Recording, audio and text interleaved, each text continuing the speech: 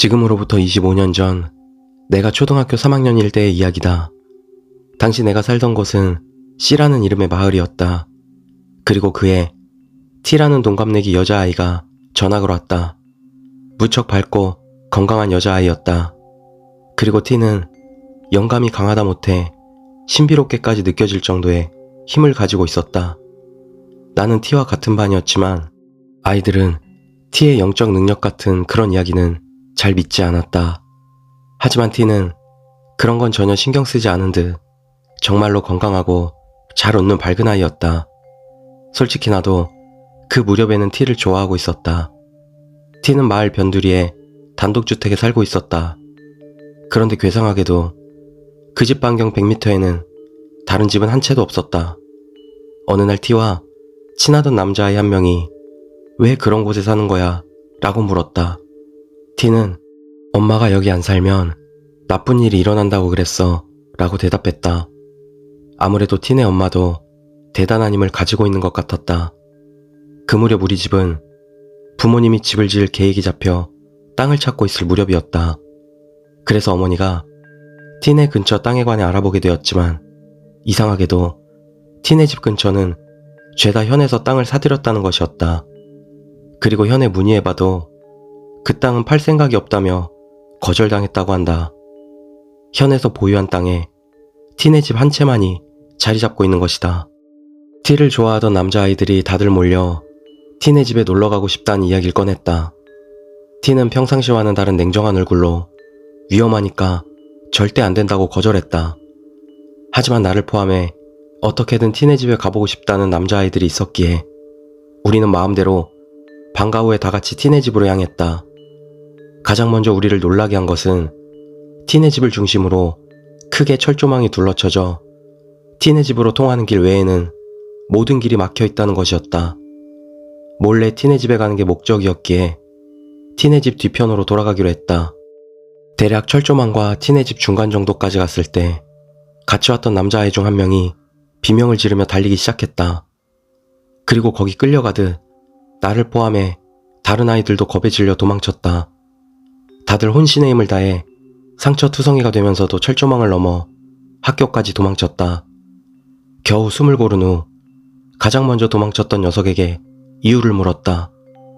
그 녀석의 말에 따르면 새까만 안개 같은 것이 우리를 둘러싸고 있었다는 것이었다.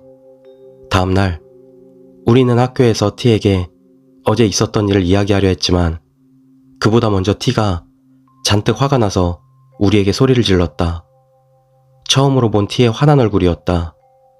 그 후 T의 말에 의해 우리는 수업을 받지 않고 T네 집을 향해 끌려갔다. 철조망에서 대략 200m 정도 떨어진 곳에 멈춘 후 T는 우리에게 여기서 기다리라고 말한 뒤 집으로 향했다.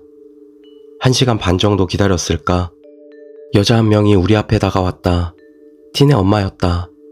우리를 보자마자 정말 미안하다고 괜찮을 거야 라며 왠지 불안해지는 말을 했다. 그대로 우리는 T의 엄마와 함께 T네 집으로 향했다. 집 벽에는 부적 같은 타원형 종이가 잔뜩 붙어 있었다. 집 안으로 들어가자 흰 옷을 입은 T가 정자를 하고 앉아 있었다. T네 엄마는 집에 도착하자마자 온 힘을 다해 T의 뺨을 때렸다. 이 아이들한테 사과해라고 T의 엄마가 말하고 T는 우리들에게 몇 번이고 미안해라고 사과했다. 우리는 어린 나이인데다 알 수 없는 상황 속에 깜짝 놀라 있었다. 잘못은 우리가 있는데 정말 좋아하는 T가 우리 대신 혼이 나고 사과를 하다니. 우리는 그만 참지 못하고 다들 큰 소리를 내며 엉엉 울고 말았다. T네 엄마는 어딘가로 전화를 하고 있었다. 우리에게는 소리가 들리지 않았기에 무슨 이야기를 하는지는 알 수 없었다. 곧이어 그 자리에 모인 아이들의 집이랑 학교에 전화를 했다. 전원의 어머니와 형제가 있는 집은 형제 자매까지 모두 1시간 정도 걸려 모든 이들이 모였다. 나중에 알았지만 현청에까지 연락이 닿았었다고 한다. 그 후 1시간 정도가 더 지난 후 T와 같은 옷을 입은 20세 남짓 되어 보이는 여자가 도착했다. 그 여자는 우리를 보자마자 꽤 많이 빼앗겨 버렸네요. 서두릅시다. 라고 말했다. 이미 뭐가 뭔지 알 수 없는 상황에 우리는 그저 엉엉 울고 있을 뿐이었다. 우리 엄마도 울고 있었기에 그 상황이 더욱더 무서웠다. 여자는 말 한마디 않고 정좌한 채 눈을 감고 움직이지 않았다. 그 사이 나는 점점 의식이 몽롱해지더니 귀 안쪽이랄까? 머릿속에서 신음소리 같은 소리가 들리기 시작했다. 이윽고 그 신음소리는 점점 커지더니 나중에는 들리지 않게 되었다. 시간으로는 10분 정도였을까? 티네 엄마는 우선 이걸로 괜찮겠지만 어머님들은 남아주세요 라고 말했다. 우리는 학교로 돌아가 오후 수업을 듣게 되었고 티 역시 같이 학교로 왔다. 그 다음날부터 티는 마치 사람이 바뀐 것처럼 말을 잃고 어두워졌다. 우리가 아무리 말을 건네도 그저 무시할 뿐이고 웃는 얼굴도 보이지 않았다. 그리고 3개월 후 우리는 선생님에게 티가 전학 갔다는 소식을 듣게 되었다. 우리는 우리 잘못으로 티가 떠나가 버렸다는 생각에 후회의 나날을 보낼 따름이었다. 그런데 바로 어제 25년 만에 티를 만나게 되었다. 우리 어머니에 의해 이전에 티가 살던 집을 찾아가게 되었던 것이다.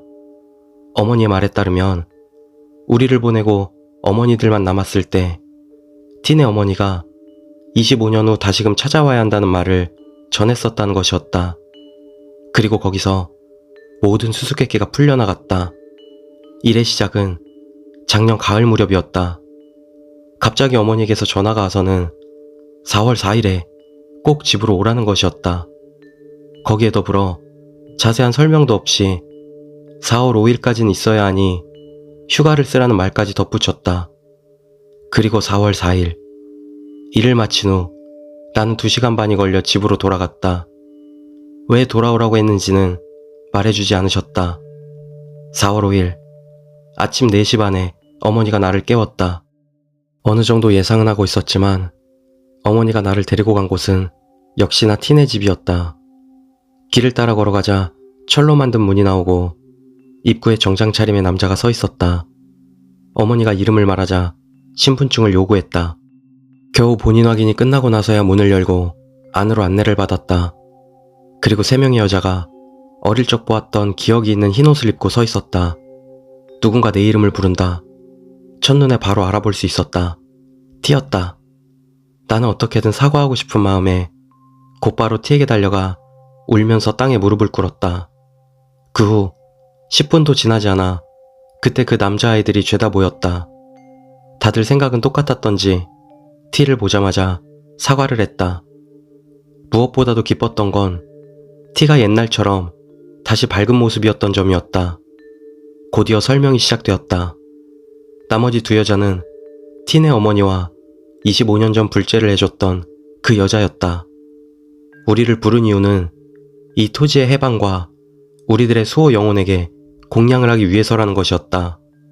무슨 말인고 하니 담으로 둘러싸인 이 땅에는 지액, 진야쿠라 불리는 땅에 깃든 악령이 있다는 것이었다. 그 땅에 발을 들인 이에게 온갖 불행과 저주를 퍼부어 급사하거나 실종되게 만드는 흉악한 영혼이라는 것이다. 그런 지액을 없애기 위해서는 반년 정도의 시간 동안 지액만 전문으로 담당하는 불제를 드려야만 한다는 것이다. 그리고 이 땅의 불제는 현에서 의뢰를 받아 티네 어머니가 하고 있었던 것이다. 실제로 지액이 완전히 사라지는 것은 25년이라는 긴 시간을 필요로 한다고 한다. 그리고 도중에 희생자가 나오면 그로부터 또 25년의 시간이 더 걸린다는 것이다. 원래 이 땅은 기복이 심한 산림지대였다고 한다. 하지만 토지 개발이 시작되며 주택가를 조성하기 위해 공사를 시작했던 것이다. 그렇지만 공사 도중 인부 2명이 행방불명되면서 흉흉한 소문이 퍼져나가기 시작했다. 그 때문에 현에서 이 땅을 사서 불제를 시작하게 되었던 것이다. 그제야 알게 된 것이지만 25년 전 우리가 무사할 수 있었던 이유 또한 따로 있었다. 우리는 그간 불제를 받았기 때문에 살아남았다고만 알고 있었지만 사실은 달랐다. 우리의 수호령이 우리 대신 지액에게 소멸당했던 것이었다.